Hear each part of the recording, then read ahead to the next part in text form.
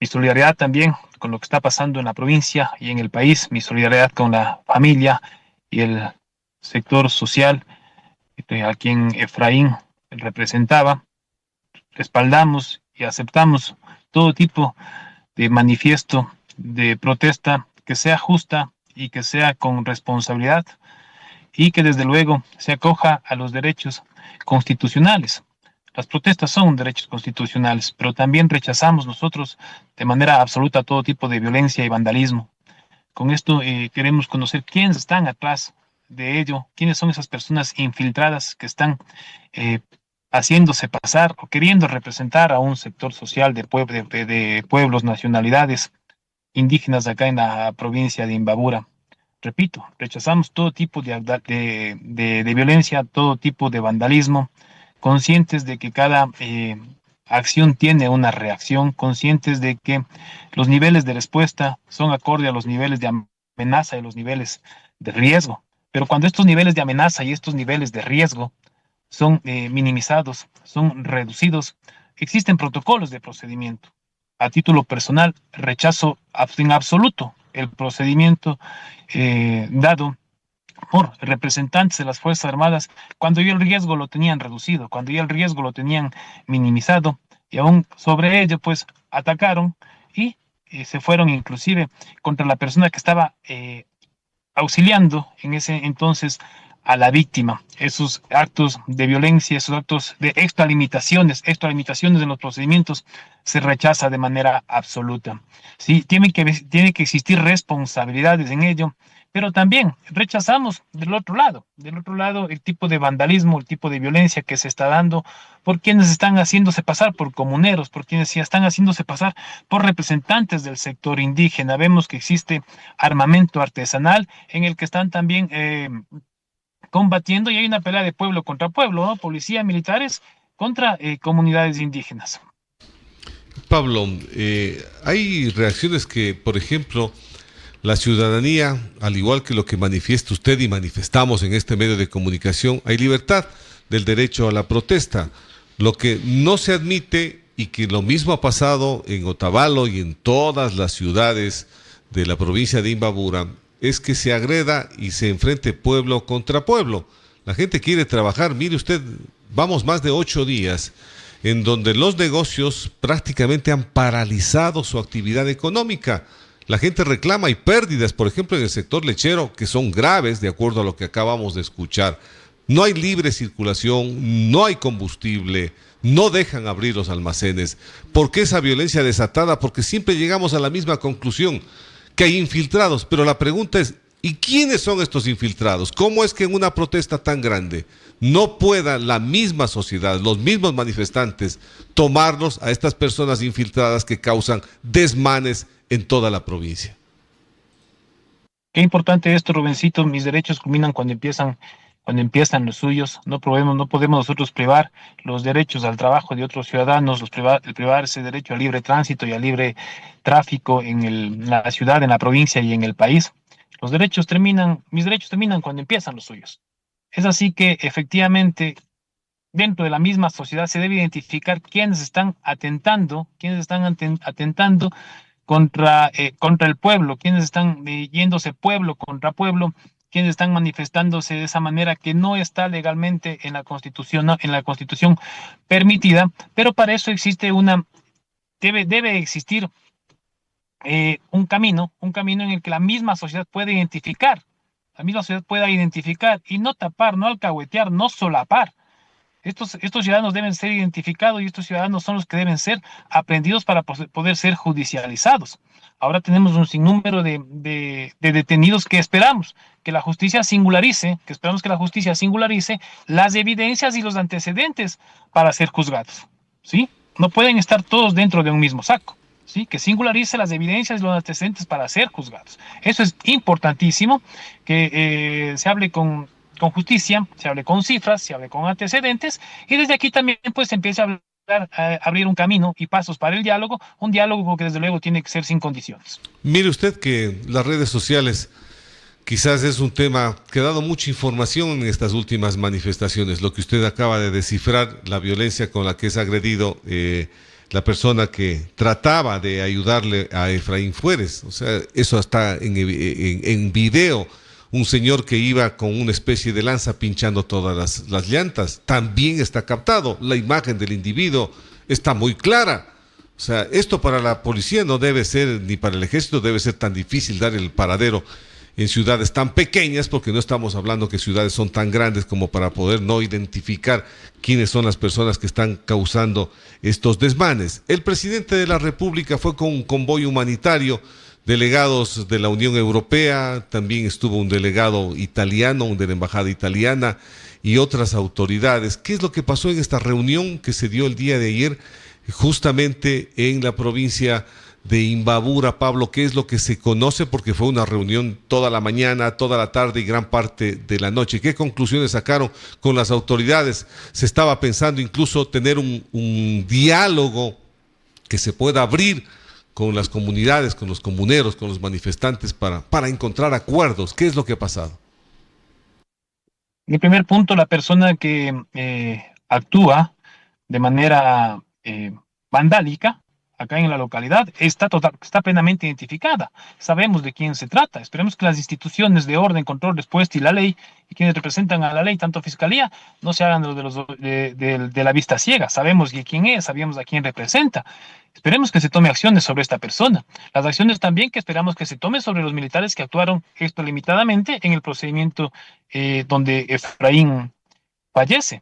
Totalmente de acuerdo. De lado y lado tenemos que aplicar la justicia, la norma, por eso hablaba del antecedente. Las imágenes que se venden en redes sociales son imágenes del momento, como también ese falso respaldo que pueden estar teniendo actualmente las instituciones es un falso respaldo de momento. Para quienes ya lo vivimos en su momento, contábamos también con un falso respaldo que simplemente son respaldos del momento, son respaldos de la situación del espacio actual, pero que posterior, cuando ya vienen los derechos humanos, cuando vienen los procesos de lesa humanidad, estos falsos respaldos desaparecen en su totalidad. Lo otro, Rubencito, ¿cómo entablar un diálogo? Sabemos que estuvo el día de ayer acá el señor presidente de la República con los señores ministros, la señora vicepresidenta también. Entiendo que tuvieron una reunión que no se ha hecho conocer cuáles han sido las resoluciones de la misma en horas de la tarde y noche estuvieron aquí en la provincia de Imbabura, pero ¿cómo entablar un diálogo cuando Imbabura como tal no ha tenido una voz oficial representante del gobierno nacional?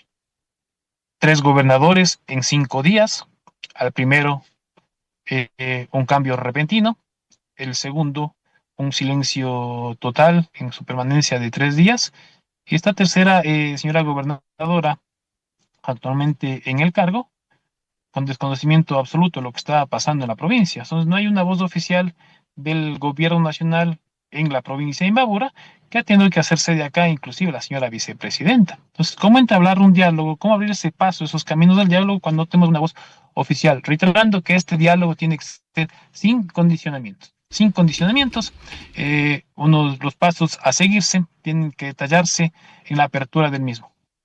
Pablo, ¿cuáles son los puntos más complicados que tiene en este caso la provincia de Imbabura o las ciudades más complicadas que han estado en estos actos de manifestaciones? Bueno, está el cantón Otavalo, el cantón Cotacachi, el cantón Antonio Ante, que han sido perjudicados realmente en su actividad productiva, comercial, financiera, producto de las comunidades indígenas que se asientan en estos cantones. En el cantón Cotacachi, el cantón Otavalo, las comunidades indígenas es un porcentaje bastante alto.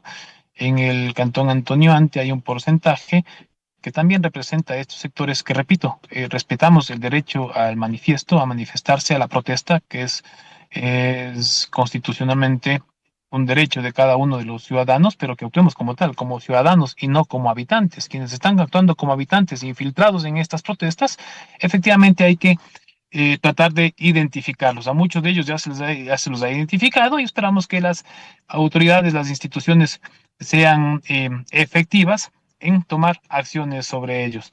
El cantón Ibarra, pues también tiene su comunidad, su sector de pueblos y nacionalidades, que de una u otra manera acá en el cantón Ibarra, pues han realizado unas manifestaciones pacíficas que no han violentado contra la propiedad privada de los ciudadanos. Sobre Podemos, ello, todo esto nace del producto de las medidas económicas tomadas por el gobierno nacional, el retiro del subsidio al diésel. Acá, importante analizar dentro del diálogo, si es que se va a dar ese diálogo, pues en su momento analizar quiénes se benefician y a quiénes perjudican el retiro del subsidio, quiénes se benefician y a quiénes perjudican mantener un subsidio al diésel. Este es con la finalidad de atacar las economías ilegales, desde luego que sí, pero si estamos hablando de economías ilegales, estamos hablando de minería ilegal, estamos hablando de narcotráfico. La provincia, si bien es cierto, tiene un tema de minería ilegal, pero quienes están metidos en estas mafias, en estas economías ilegales, Rubensito, no les preocupa que les retiren o les mantengan el subsidio. Estamos hablando de que ellos manejan capitales, de ellos de que mueven capitales, que realmente no les causa inconveniente alguno el mantener o el retirar el subsidio. Por eso es importante identificar a qué zonas perjudica y a qué zonas beneficia. Ahora, también vimos, recordará usted, por ejemplo, un helicóptero que llegó hasta una de las ciudades de la provincia de Imbabura, objetos artesanales, armas artesanales que disparaban para tratar de bajarle al helicóptero. Ese tipo de cosas, ese tipo de armamentos, no es que nace de la noche a la mañana, alguien tiene que hacer, o sea, realmente son cosas que no encontramos explicación, Pablo. Armamentos artesanales, lanzacohetes artesanales, buscaban atentar contra un helicóptero del ejército ecuatoriano que estaba dando soporte mientras se estaba vandalizando las instalaciones de la Policía Nacional en el cantón Otavalo, que son instalaciones que no son de una institución, son instalaciones que son del pueblo, para el pueblo y por el pueblo. Por eso nosotros decimos que es un enfrentamiento pueblo contra pueblo, sin saber quiénes se encuentran atrás de las provocaciones que están haciendo para que se dé ello. Lastimosamente también reconocer que los líderes, que los dirigentes de los pueblos y nacionalidades no, no dan la cara, no aparecen. Por ahí se le hizo dar la versión a uno de los dirigentes, se habla que fue una versión forzada, una comunicación forzada, producto de que fue retenido por las comunidades a quienes representa. Entonces, realmente son las bases quienes están en las calles, son las bases de estas comunidades quienes están en las bases, en las calles. Es también un sector indígena que se encuentra dividido, tanto quienes vienen del sector rural de este espacio como quienes se mantienen en el sector urbano. Mire usted que vandalizaron, aparte de lo que pretendían hacer con el helicóptero, quemaron una estación de policía, varios vehículos, me parece que son 3 los vehículos que los incendiaron completamente, vandalizaron toda esta construcción. Producto de esto creo que hubo varios detenidos, o hay varios detenidos incluso que fueron trasladados hacia otras provincias para ser recluidos en centros penitenciarios, que esto también es otra de las molestias que está reclamando la provincia de Imbabura, que deberían haberse quedado detenidos en los lugares en los cuales ellos estuvieron realizando estas situaciones de vandalizar contra bienes públicos y también contra bienes privados. ¿Qué es lo que pasó ahí? La gente que está detenida es la que estaba participando en estos actos, Pablo. Pero el procedimiento del control del orden público, cuando se vandaliza las instalaciones de Policía Nacional, efectivamente hay 12 personas que se encuentran aprehendidas. Desconocemos nosotros las resoluciones judiciales o el documento formal que el SNAI seguramente dio a conocer para que estas personas sean trasladadas al centro de privación de libertad en la provincia de Manabí.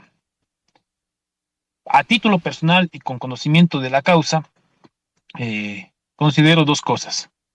Quizás el aumento del vandalismo y la violencia al mantenerlos aquí en la provincia de Imbabura, a las personas aprendidas, para poder buscar la liberación de los mismos, que esa fue una de las causas por las que SNAI bajo una resolución judicial decidieron realizar los traslados a la provincia de Manabí, pero también bajo el mismo conocimiento, no considero pertinente, en virtud de que sabemos que el sistema penitenciario del país no lo tenemos controlado. Sabemos que el sistema penitenciario del país no lo tenemos controlado. Me parece que es un centro de privación de libertad no adecuado para poder garantizar la seguridad. hablemos así, y la vida de estos aprendidos.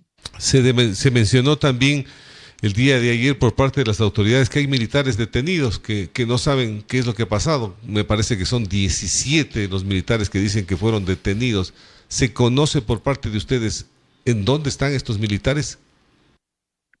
Repetimos, pueblo contra pueblo. Hay militares también, miembros de Policía Nacional que se encuentran retenidos por las comunidades indígenas. Eh, Desconozco en dónde se encuentren estos eh, uniformados. Repetir que acá sí es importante la actuación militar. ¿Desde qué punto debe intervenir la actuación militar? Porque el primer punto de intervención tiene que ser Policía Nacional. Pero ¿cómo identificamos esto? Porque identificamos esto teniendo trabajos de inteligencia, sí, buenamente infiltrados, para saber ese nivel de riesgo que hablábamos hace un momento, para saber, para conocer qué nivel de respuesta tienen que tener las instituciones en base a un nivel de amenaza, hasta dónde puede intervenir Policía Nacional y desde dónde debe ya intervenir Fuerzas Armadas. ¿Sí? Con esto, pues, diferenciamos las intervenciones, conocemos los niveles de riesgo, conocemos el nivel de amenaza y prevalecemos siempre y pedimos siempre que se abra un camino al diálogo.